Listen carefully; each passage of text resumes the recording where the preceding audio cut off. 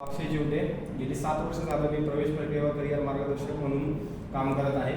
तर आज या सेशनमध्ये येत असताना की मनामध्ये एक शंका होती की आजपर्यंत खूप सारे सेशन्स अटेंड केले, पण या सेशनमधून शिकायला काय भेटणार हे मला शंका होती. पण ती शंका फक्त एका वाक्यातून दूर झाली.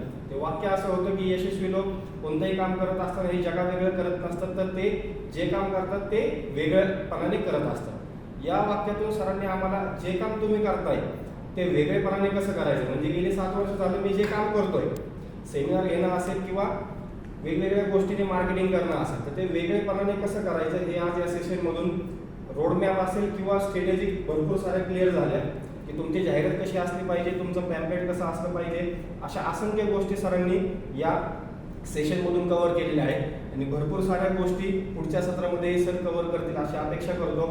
आणि भरपूर साऱ्या सेशनमध्ये जे फ्रेंडलीनेस पाहिजे किंवा जे कम्युनिकेशन ट्रेनर बरोबर पाहिजे ते पाहायला मिळत नाही, पण या सेशनमध्ये आम्हाला ती गोष्ट मिळाली की या ठिकाणी आपण एक विद्यार्थी तर आहेत, पण त्याचबरोबर एक परिवार म्हणून एकमेकांशी जे बोलणं आहे ते इतर सेशनमध्ये मी अजूनपर्यंत पाहिलेलं नाही आहे.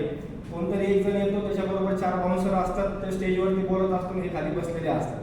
हेच फक्त सेशनमध्ये घडतं. आणि भरपूर साऱ्या सेशनमध्ये सेल्स मार्केटिंग स्वतःचे प्रोडक्ट करायला आलेले असतात, तर जे ट्रेनर आहेत त्यांना प्रमोशन करत नसतात. तर या सेशनमध्ये दोन्ही गोष्टी खूप छान झालेल्या आहेत की आलेल्या विद्यार्थ्यांना पण जाणून घेतलं जातं, त्याचबरोबर कंपनी काय आहे, डिकोड मी इंडिया काय आहे, ती संस्था कशी काम करते, त्याचे ट्रेनर्स कसे आहेत, याबद्दल ही माहिती त्या पद्धतीने खूप साऱ्यांनी छान पद्धतीने सांगितली आहे.